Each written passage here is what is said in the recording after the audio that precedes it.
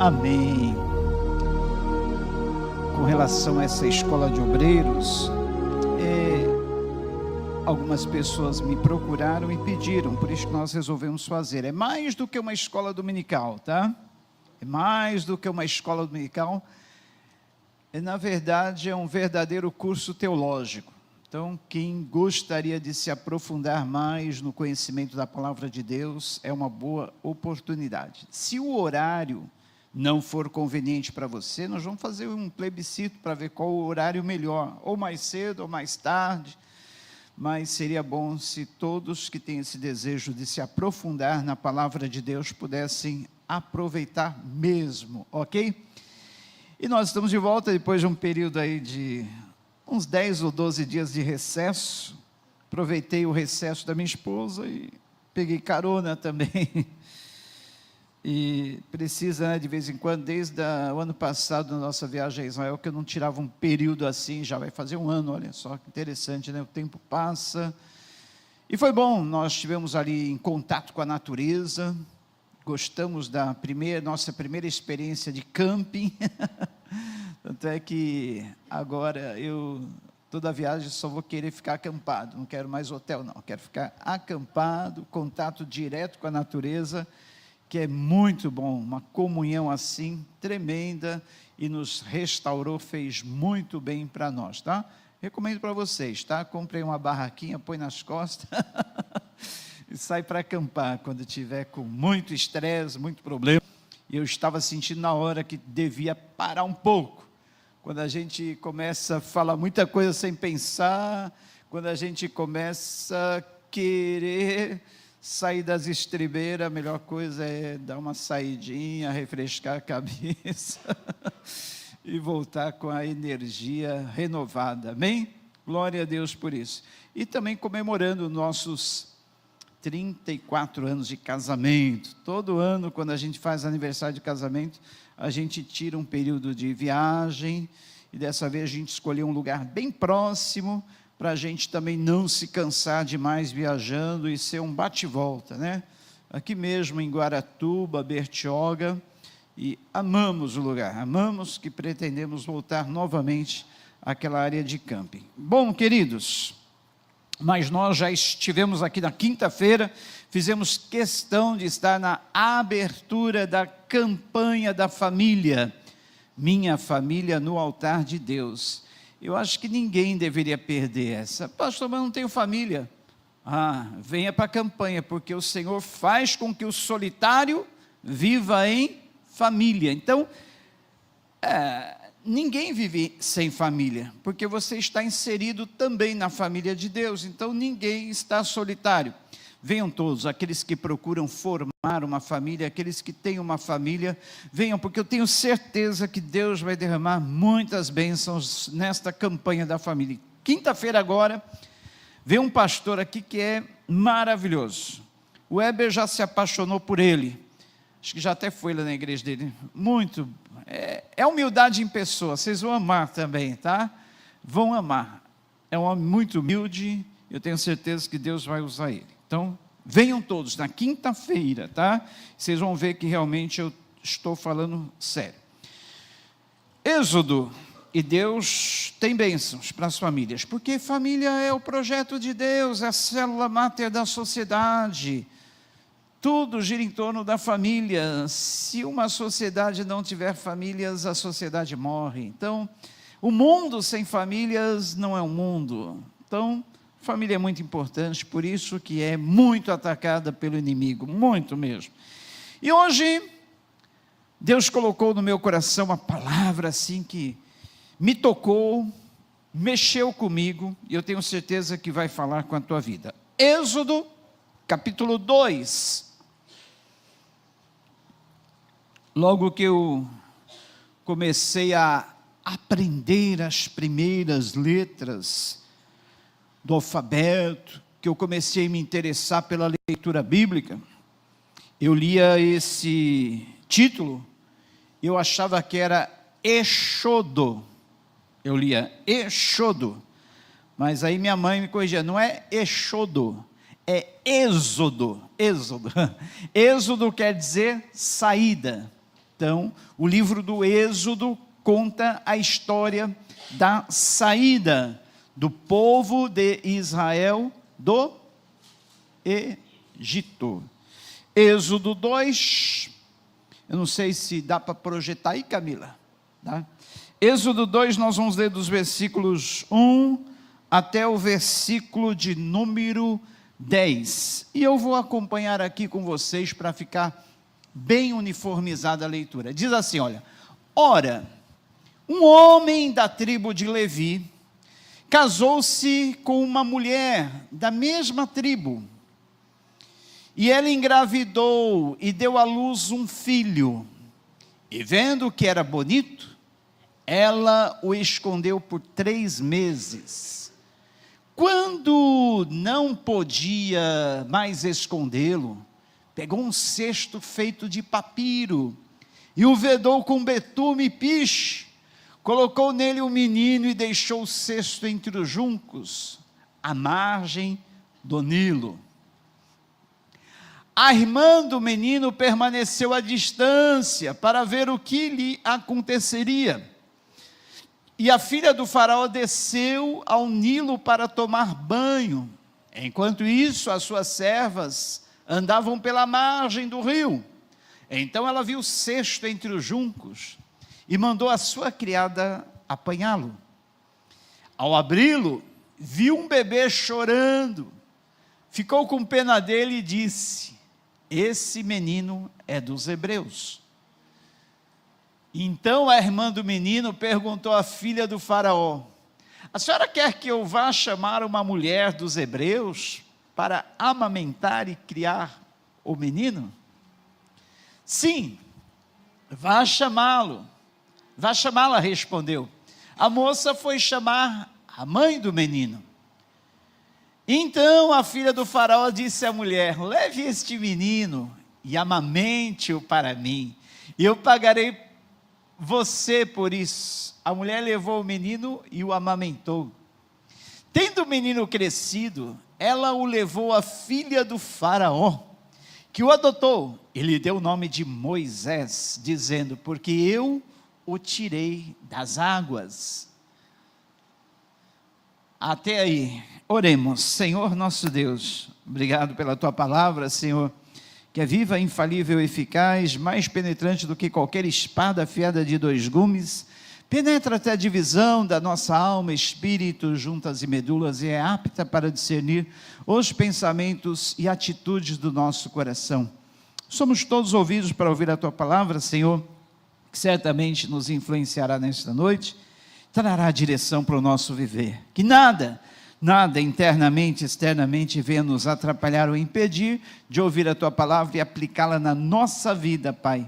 Por isso nós te agradecemos em nome de Jesus. Quantos podem dar um lindo aplauso por essa palavra que é viva, eficaz, poderosa para nos transformar e vai transformar a tua vida nesta noite, em nome de Jesus. Queridos, se nós fôssemos falar da importância de Moisés, a importância de Moisés assim é tremenda. Quem foi que escreveu os 5 primeiros livros da Bíblia, chamados de o Pentateuco? Moisés. Moisés é considerado o maior dos profetas do Antigo Testamento.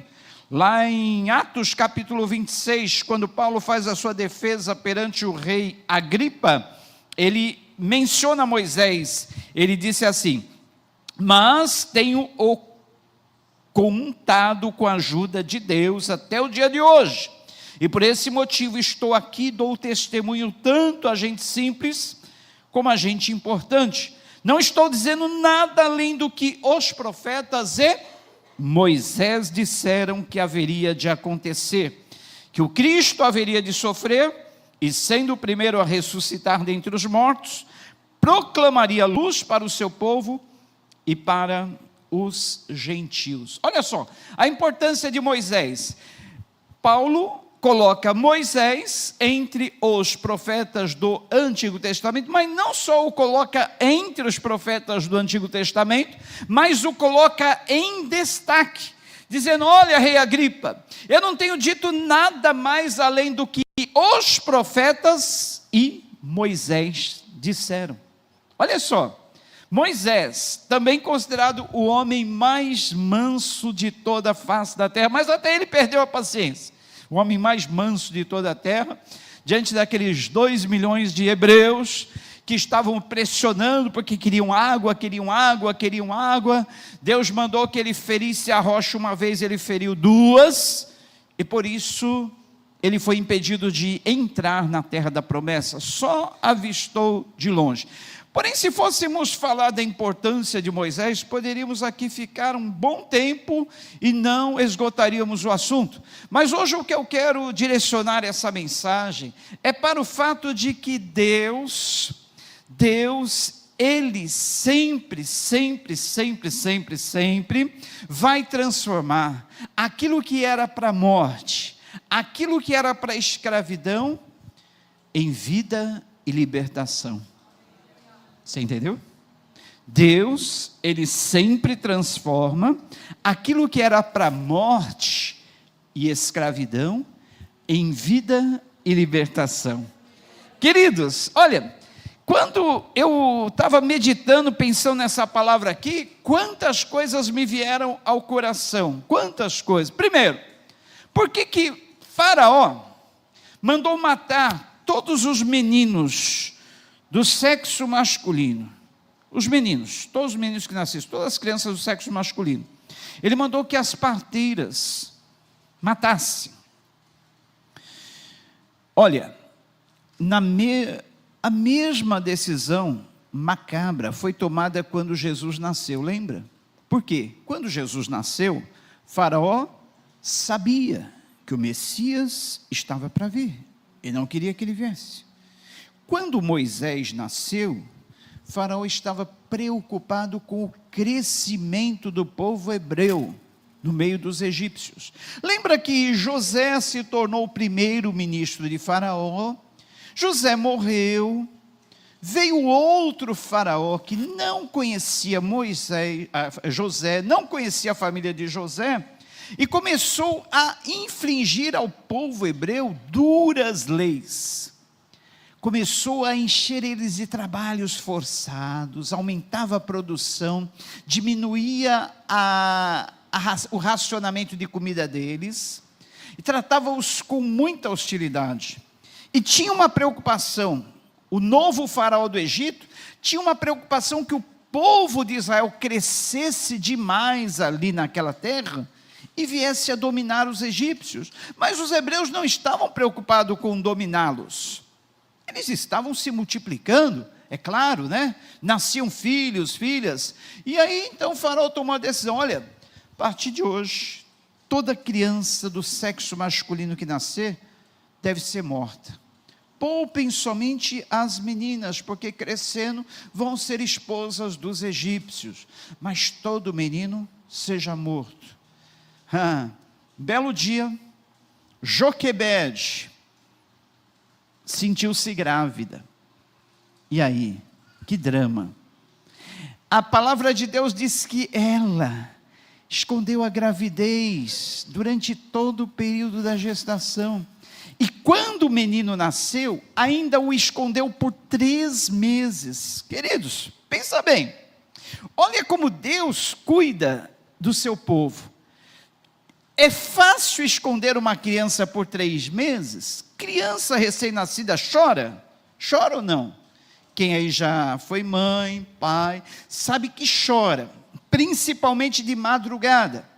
Esse menino, Moisés, foi escondido durante 3 meses. Será que ele não chorava durante esses 3 meses? Eu acredito que não. Acredito que Deus fechou o choro dele, não permitiu que ele chorasse. E outra, queridos, criança, é natural que ela chore, porque é a forma dela se manifestar. Se está com fome, chora. Está com frio, chora. Está sentindo alguma dor? Chora. Mas durante 3 meses, a mãe de Moisés escondeu. Imagina, ela escondeu a gravidez, ninguém viu ela de barriga, porque se visse ela de barriga, ia saber: cadê o seu filho? e alguém ia dedurar para que os egípcios viessem matá-lo. Porque além deles ficarem de olho quando a mulher desse à luz, vez por outra havia uma inspeção nas casas dos hebreus para ver se havia alguma criança. Toda criança do sexo masculino, uma certa idade para baixo, 2 anos para baixo, era morta. Mas, veja bem, durante 3 meses esse menino foi escondido. Aí chegou um tempo, quem sabe foi uma época em que havia aquele inspecionamento, a mãe de Moisés toma a seguinte decisão: olha, vou levar essa criança e vou deixá-lo no rio Nilo. Agora quero abrir um parênteses, porque há uma certa discussão entre os teólogos. O texto que nós lemos ali diz que a mãe dele deixou ele na margem do rio, junto aos juncos. Será que ela deixou o cesto que ela fez de betume, de papiro, betumado, tal, para que ficasse bem vedado? Será que ela deixou o cesto amarrado entre os betumes, entre os juncos, enroscado ali? Ou ela lançou o cestinho nas águas? Porque ali o texto diz que ela colocou o cesto nas águas do Nilo, junto aos juncos. Eu estava ouvindo alguém dizer, e depois eu conferi, que realmente, queridos, se ela lançou o cesto às águas, um grande milagre aconteceu. Sabe por quê? Quando o rio Nilo desce, ele vai desaguar no mar Mediterrâneo. E na parte de cima do rio está o palácio de Faraó, ou estava o palácio de Faraó. E nas margens do Nilo, próximo ao palácio do Faraó, é que havia as piscinas naturais de banho, onde a filha de Faraó costumava se banhar. Agora, a questão: se ela lançou o cesto às águas, veja bem, um grande milagre aconteceu, porque ao invés do cesto descer e ir em direção ao mar Mediterrâneo, o cesto subiu. É possível ou não? Você lança uma coisa às águas, aquilo vai seguir a correnteza do rio, nunca vai subir rio acima, correto? Mas, se ela, o que eu acho que eu creio que Deus pode fazer, Deus fez com que o cesto, em vez de descer o rio, subisse.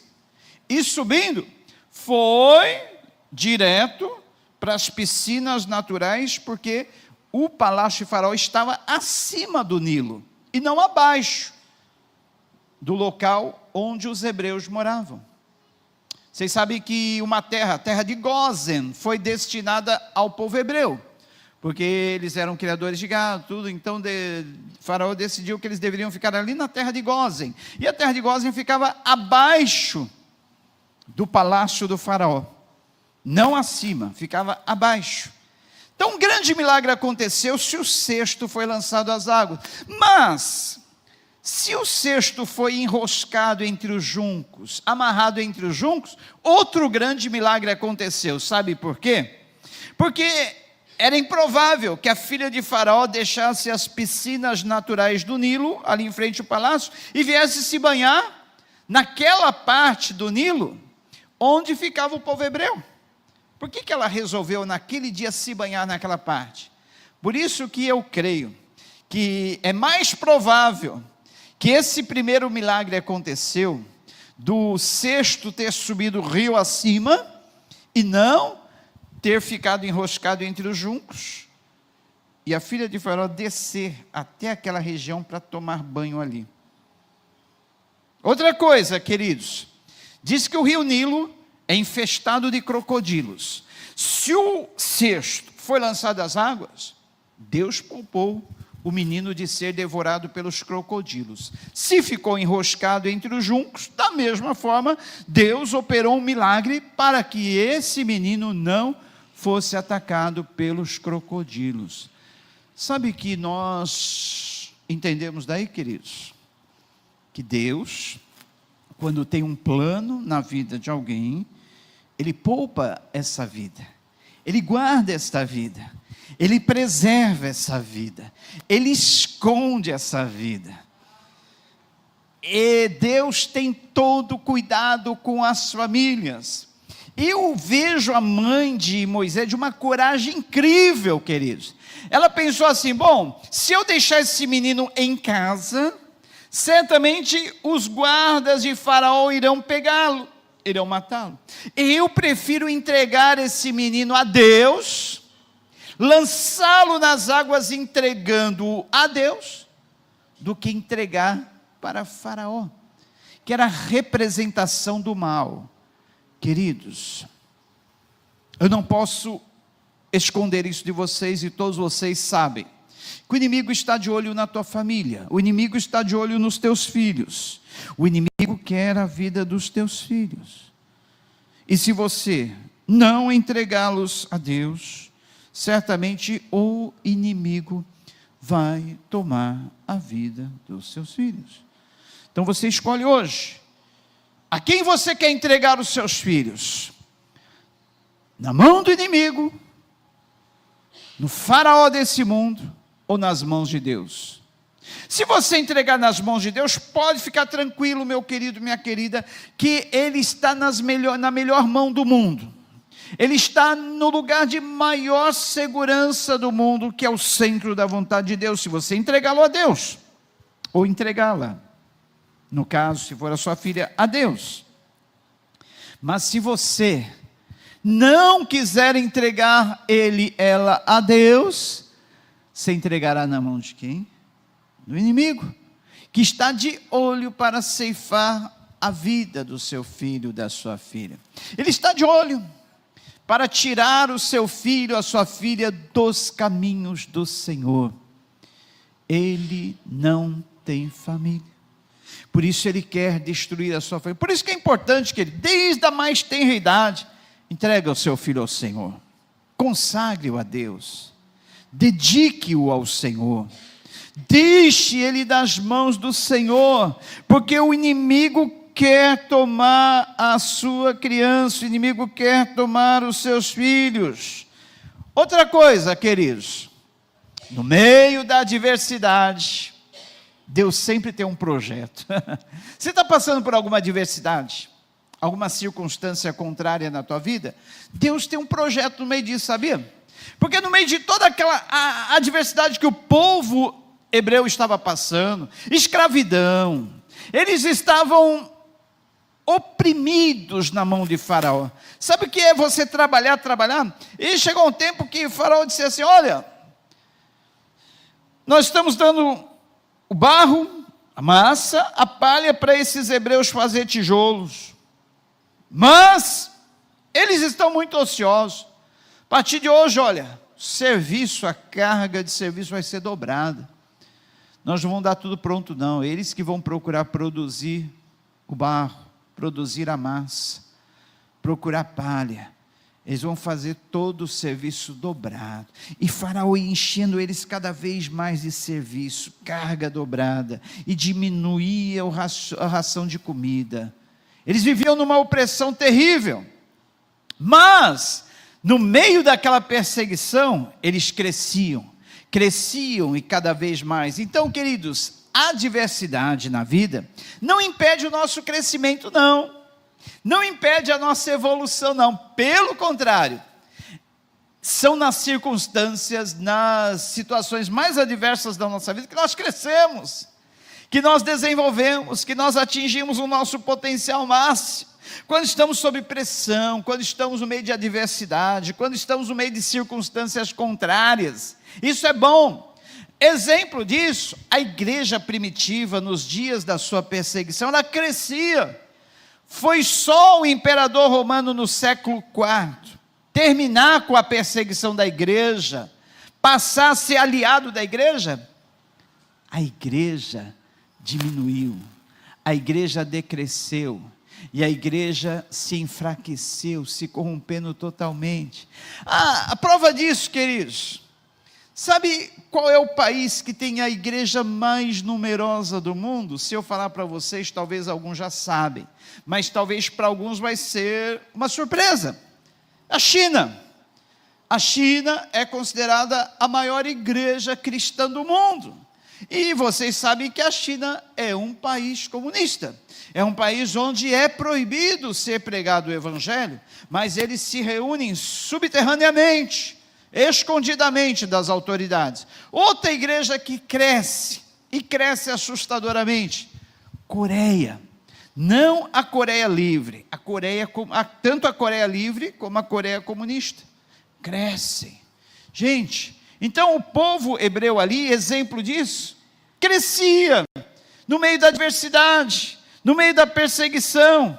E quanto mais eles eram perseguidos, mais eles cresciam. E Deus, no meio daquela adversidade, tinha um projeto ali, ó, um projeto que estava escondido, 3 meses escondido na casa de Joquebede. Depois foi escondido dentro de um cesto, porque o cesto tinha tampa. Ele foi escondido ali dentro daquele cesto. O projeto não tinha nem nome. Ai, queridos, Deus muitas vezes nos esconde, porque Ele tem um tempo certo de nos mostrar ao mundo. Talvez você esteja nesse período do anonimato, se sentindo escondido. Já reparou que às vezes você vê algum artista, algum cantor se despontando, e você fala, poxa, surgiu do nada, apareceu do nada isso aí? Não apareceu do nada, nada aparece do nada. Ele estava escondido, escondido, mas chegou uma hora de ser manifesto ao mundo. Da mesma forma, queridos, Deus, Ele nos esconde por um certo tempo, mas quando chega o tempo de se manifestar ao mundo, quando chega o tempo do mundo enxergar você, o mundo te ver, não tem ninguém que impede isso, amém? Eu tenho uma boa notícia para você. O período em que você está sendo escondido está terminando, e Deus em breve vai trazer à luz a obra que Ele está fazendo na tua vida. O projeto que Ele elaborou está trabalhando com todo empenho, com todo cuidado, com todo esmero, com toda precisão, detalhe por detalhe. Está chegando o tempo dEle te mostrar ao mundo, e para a glória dEle, em nome de Jesus, você recebe essa palavra? Talvez você se sinta como Moisés, não tem nem nome. O nome Moisés só foi dado a ele depois de grande, porque a filha de Faraó deu esse nome a ele, que quer dizer, porque das águas o tirei. Moisés quer dizer isso, porque das águas o tirei. Olha só que nome, das águas Moisés foi tirado. Um grande milagre, ali no Nilo, um rio que hoje é considerado sagrado pelos egípcios, um rio onde eles fazem sacrifícios, e não sei por que motivo, se ele foi colocado ali junto aos juncos, a filha de Faraó foi se banhar ali. Mas o detalhe interessante é que enquanto a filha de Faraó estava se banhando ali, bem próximo onde estava o cesto, onde Moisés foi colocado, as suas servas passeavam pela margem do rio, e escutaram o quê? O menino chorar. Agora ele chorou. Se ele não chorou por 3 meses, agora chegou o momento dele chorar. Sabe por quê? Há um tempo determinado para todo o propósito debaixo do céu, querido. Deus fez com que o menino não chorasse durante 3 meses. E agora, na hora que ele estava ali colocado sobre o cesto de papiro, betumado, enroscado entre os juncos, ou deslizando ali, subindo o rio acima, ele chorou. Ele chorou. Queridos, e olha só, Deus, como tem um tempo determinado para tudo, fez com que a filha de Faraó estivesse se banhando exatamente naquele lugar, naquele momento, naquela hora. Sabe o que nós aprendemos aí? Deus vai colocar no teu caminho, na tua vida, a pessoa certa, na hora certa, para realizar o propósito certo que Ele tem para a tua vida. Quem crê, dê um glória a Deus, aplaude o Senhor, porque Ele vai fazer. Ele é o Deus de encontros divinos, e eu profetizo esse encontro divino na tua vida. Deus vai colocar a pessoa certa, no lugar certo, na hora certa, no momento certo, na esquina certa, e desse encontro tua vida vai ser transformada.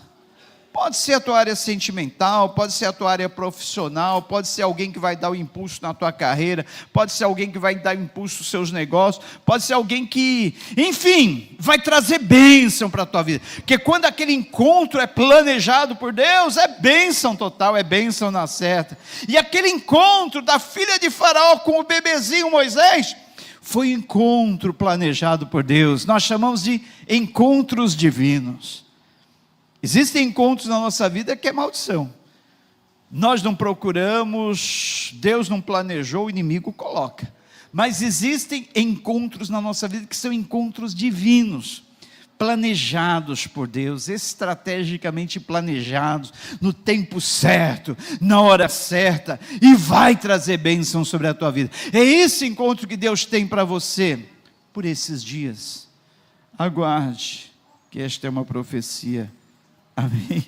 Então, queridos, olha só, dali acontece o quê? Veja bem, muitas vezes a gente está sentindo como Deus não está trabalhando na minha vida, não está acontecendo nada. Mas você que pensa não está acontecendo nada exteriormente, porque quando Deus não está trabalhando exteriormente, Ele está trabalhando interiormente, do lado de dentro. Olha, quando Deus não muda a circunstância, Ele está usando os problemas, as circunstâncias, para mudar você. Vou repetir. Quando Deus não está mudando as circunstâncias ou as situações da vida, Ele está trabalhando para mudar-nos através dessas circunstâncias e situações, entendeu? Se Ele não muda a situação da tua vida, Ele está usando essa situação para mudar você. Tem até um escritor, o nome dele é Scott Franklin, ele disse assim, quando a situação é boa, desfrute-a. Quando a situação é ruim, transforme-a. Quando não tiver como mudar a situação, transforme-se. Vou repetir. Quando a situação é boa, desfrute-a. Quando a situação é ruim, transforme-a. E quando não tiver como mudar a situação, transforme-se você mesmo. Captou? Se você não pode mudar aquela circunstância que te envolve, aquela situação que você está vivendo, transforme-se. Deixa Deus usar essa situação, essa circunstância, para Ele transformar você. Olha, quando as moças que estavam com a filha de Faraó abriram a tampa do cesto, ali começa o processo,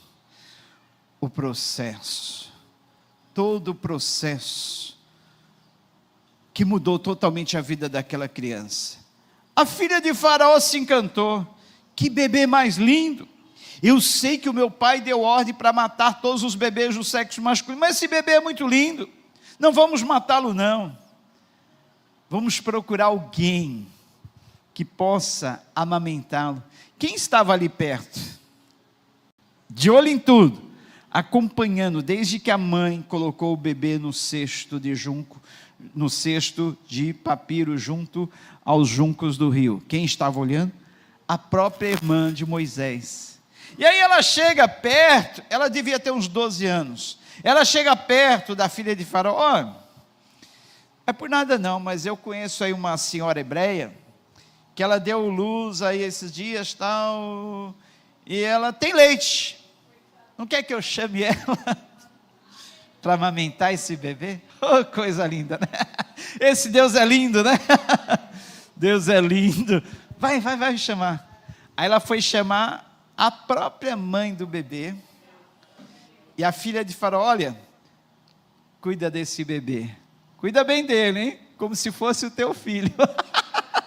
Cuida bem dele, dá de mamar para ele. Quando ele tiver já crescido, traz ele aqui para mim. E eu vou te pagar um salário por isso. Deus usa o ímpio para abençoar os servos dele. A escrava sendo paga para cuidar do próprio filho, que nem deveria estar vivo, mas deveria estar morto, porque era o decreto de Faraó. Mas Deus muda os decretos. Você acredita nisso, que Deus muda decreto? Deus muda lei. Deus muda. A última palavra não é do rei, a última palavra não é do médico, a última palavra não é do advogado, a última palavra não é do juiz, é? Ei, calabaxa. É do soberano. Ele tem a última palavra. E ninguém além dele para determinar aquilo que será na tua vida. Ei, caramba. Não adianta. O médico pode dar o diagnóstico. Pode dizer, olha, não tem mais jeito não. Vai, faz o que você sentir de fazer, o que você gosta, porque não tem mais jeito. Sabe, numa situação dessa, o que a gente deve fazer? Agora que eu acredito que tem jeito. Agora que eu acredito que tem solução. Porque o médico nunca dá a última palavra. Olha, sabe quando o advogado diz, essa causa não tem mais jeito, perdeu. É aí que você deve dar glória a Deus, é agora que essa causa vai ser ganha. Sabe até quando o juiz bate o martelo, pode crer, a última palavra não é do juiz, é de Deus. Sabe, olha, quando tudo diz que não, a última palavra do soberano diz sim, sim, sim, eu vou te abençoar. Deus não ia jogar fora o projeto dele, projeto escondido durante 3 meses, projeto bem elaborado. Deus, olha, ninguém aqui nasceu sem um propósito. Até mesmo você que sabe da história do seu nascimento, você que já te contaram, olha, você não veio pela vontade dos seus pais não, você foi um acidente, falhou o método aceptivo, falhou o contraceptivo, falhou a tabelinha, furou o negócio lá, preservativo, furou. Quer um exemplo? O nosso primeiro filho, eu e a Sandra, usávamos tudo que você imaginar de método contraceptivo. Era pastilhinha, era pomadinha, era creminho, era esse negócio aí do preservativo. E com menos de 1 mês de casados, acho que foi a primeira, a segunda semana, ela já se sentiu grávida. Tanto é que, quando ela disse que estava grávida, todo mundo já mentalmente fazia as contas. Será que você já não casou grávida? Não, ela casou 0 bala, virgem. E aí o pessoal ficava fazendo, porque quando o Heber nasceu, ele nasceu exatamente no nosso, ainda nasceu prematuro, né, de 8 meses, mais ou menos. Ele nasceu no 8º mês, depois que nós casamos. Então, todo mundo fazia as contas. Você já não estava grávida? Não, de jeito nenhum. Foi na 1ª ou 2ª semana do casamento. Foi o bebê da pastilhinha, da pomadinha, do preservativo. Furou tudo. Porque Deus queria. Quando Deus quer que uma criança nasça, olha, não importa. Você pode usar todo e qualquer meio contraceptivo. Não adianta. Quando Deus quer que alguém nasça, ninguém vai frustrar os planos dele. Ninguém pode frustrar. Até mesmo você que diz assim, meu pai e minha mãe não me queriam. Eu sou um acidente. Não é. Seus pais humanos podem não ter querido o seu nascimento, pode não ter planejado o seu nascimento, mas Deus planejou.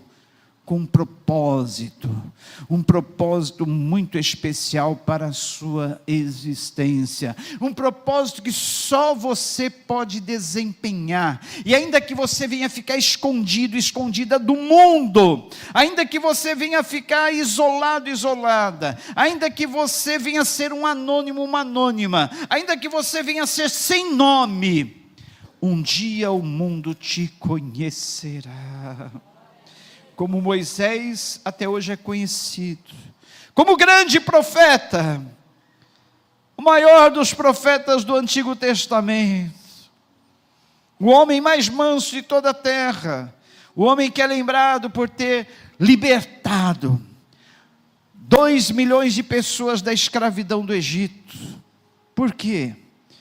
Aquilo que é decretado pelo diabo para ser morte e escravidão, Deus transforma em vida e libertação. Se o diabo deu um decreto sobre a tua vida, é para morte, é para escravidão, é para destruição, pode ter certeza absoluta que Deus ele vai transformar esse decreto em vida e libertação, seja na tua vida, seja na vida dos seus, seja no teu lar, seja na tua família. Se o diabo decretou que é a destruição do teu casamento, que é a destruição do teu lar, que é a destruição da tua família, e Deus vai transformar, mudar esse decreto para vida, libertação, para construção, para restauração e não destruição. E eu profetizo isso na tua vida em nome de Jesus. Se o diabo decretou que a tua vida é um projeto falido, que não tem mais jeito, que não tem mais solução, é aí que Deus vai transformar esse projeto falido aos olhos do inimigo, falido aos olhos do mundo, mais um projeto de bênçãos aos olhos de Deus. Lembre-se, os maiores projetos de Deus não são gerados quando as coisas parecem ser bonançosas, está tudo bem. Os maiores projetos de Deus na nossa vida, eles são gerados quando nós nos sentimos destroçados, acabados, arruinados, falidos. Isso é em todas as áreas da nossa vida, queridos, seja na área espiritual, na vida sentimental, familiar, nos negócios. Deus sempre agiu dessa forma. Ele elabora, Ele cria e Ele realiza os maiores projetos da nossa vida. Quando a situação é desfavorável, quando ninguém dá nada, quando todos olham e dizem assim, é o fim. Recantaranash, Ibalá, falas. Quando todos dizem acabou, Deus diz não, acabou de começar. Apenas acabou de começar, é agora que eu estou realizando o grande propósito na vida dele e dela. Por isso, queridos, se você chegou aqui, ou se você que está assistindo se sente destroçado, acabado, arruinado, alguém te falou, é o fim, é o teu fim, é o fim da tua família, do teu casamento, dos teus negócios, do teu lar, da tua vida, saia daqui nesta noite regozijando, porque aquele que realiza os projetos na nossa vida, aquele que cria tudo do nada, que chama as coisas à existência quando nada existe, aquele que toma o nada como matéria-prima, ele começa a agir daí. Se tudo tivesse favorável, se a tua situação tivesse boa, tranquila, está fácil de Deus agir. Mas Ele age assim, olha, quando tudo está desfavorável, quando ninguém, até mesmo você não acredita. Lembra de Abrão e Sarai? estavam acabados, mais de 90 anos, era estéril, ele não funcionava mais sexualmente falando, mas Deus elabora o projeto de criar a nação mais importante do mundo, através de um casal nessas condições. É Deus ou não é? O que Ele não pode fazer na tua vida, o que Ele não pode transformar em você? Pense em Abraão e Sarai, pensa no próprio Moisés, pensa no próprio Jacó, saindo de casa com uma mão na frente e outra atrás. E você sabe o que quer dizer essa expressão, uma mão na frente, uma mão atrás? Não tinha nem roupa, é como se a pessoa tivesse sem roupa, tapando aqui as partes íntimas, porque era assim que Jacó estava vivendo, tinha uma pedra por travesseiro, só isso, mais nada. De repente, Deus pega aquele projeto falido e transforma numa grande nação, a nação mais importante do mundo, que sempre foi e sempre será Israel, e deu o nome dele à nação. Eita. Pensa aí, qual a sua situação hoje? Pensa aí, está difícil? O que Deus não pode fazer? Não, eu não quero que você pense o que Deus pode fazer, eu quero que você pense o que Deus não pode fazer. Ele não pode fazer alguma coisa? Existe alguma coisa que Deus não pode fazer? Um prêmio para quem dizer, fala uma coisa que Deus não pode fazer. Eu sei uma coisa que Deus não faz, não pode fazer, mentir. Ele não pode mentir. Ele não pode falhar. O resto Ele pode tudo, queridos. Deus pode tudo. E Deus manda trazer essa palavra, porque eu tenho certeza que essa semana aqui, essa semana, Deus fará coisas na tua vida que você nem estava imaginando, coisas que você tem esperado há muito tempo, e você vai se lembrar dessa palavra. Eu quero que você saia daqui nessa noite, olha, com toda a fé. Essa semana que vai acontecer, aquilo que eu estava esperando. Essa palavra é para você também que está aí assistindo, essa semana, tá? Aquela promoção vai acontecer, essa semana, aquela porta de emprego vai acontecer, essa semana, aquela libertação do seu filho, da sua filha vai acontecer, esta semana, aquilo que você vinha buscando, esperando há muito tempo, que não acontecia, para você que está aqui também, vai acontecer, em nome de Jesus. Deus me autoriza a dizer que vai acontecer, porque senão Ele não estaria mandando essa palavra. Aquilo que ninguém imaginava na vida de uma criança, nascido naquelas circunstâncias, situações, aconteceu. Moisés se tornou um príncipe na casa de Faraó, na própria casa do inimigo que queria matá-lo, ele se tornou príncipe. Foi criado no próprio palácio do inimigo que queria matá-lo. Foi criado ali no palácio, de onde queriam matá-lo. Ele acabou tirando todo o povo de Israel daquela terra, da terra da aflição, da terra da escravidão, de onde queriam matá-lo. Ele foi o libertador. Por quê? Todo decreto de morte e escravidão, Deus transforma em vida e libertação. Repitam junto comigo: todo decreto que é para morte e escravidão, Deus, Ele transforma em vida e libertação.